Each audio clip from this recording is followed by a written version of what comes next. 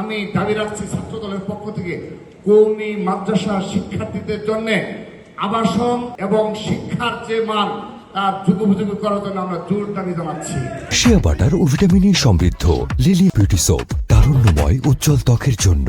দেশনেত্রী বেগম খালেদা জিয়ার আমলে এটি ধারাবাহিকতা ছিল এবং সর্বশেষ তাদের সুযোগ্য উত্তরসূরি মাননীয় প্রধানমন্ত্রী জনাব তারেক রহমান একক পৃষ্ঠপোষকতায় আমরা ছাত্র দলের আজকের এই হিফজুল কোরআন তেলাওয়াত প্রতিযোগিতার আয়োজন সম্পন্ন করতে পেরেছি। আমি আবারও বলছি, এখানে আমাদের যত পুরস্কারের যে অর্থ লেগেছে এবং সামান্য কিছু অর্থ লেগেছে, এই সবটুকু অর্থ মাননীয় প্রধানমন্ত্রী ছাত্র দলের সাংগঠনিক অভিভাবক হিসাবে আমাদেরকে দিয়েছেন। আমরা কারো কাছ থেকে একটি টাকা এই কর্মসূচি পালন করার জন্য নেইনি, সবটুকু আমাদের মাননীয় প্রধানমন্ত্রী দিয়েছেন। সেজন্য আজকের এই অনুষ্ঠান থেকে আমরা আমাদের মাননীয় প্রধানমন্ত্রী জনাব তারেক রহমানকে ধন্যবাদ ও কৃতজ্ঞতা জানাচ্ছি।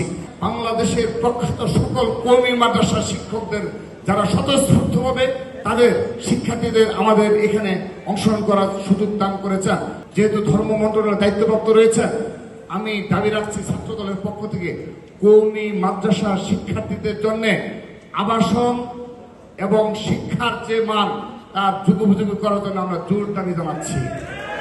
এবং সেখানে তাদের যে বাসস্থানের ব্যবস্থা সেটি খুবই অপ্রতুল।